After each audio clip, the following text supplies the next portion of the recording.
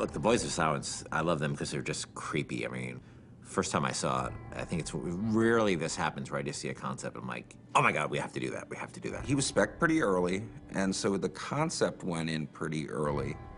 And Ken fell in love with the concept instantly.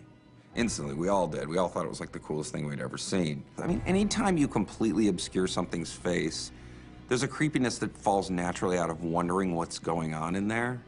You know, is it this hideously deformed child? Is there a head at all?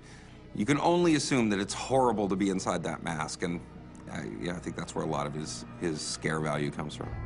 So, you know, the way they work is that they're blind, they can't see you, but they can hear you.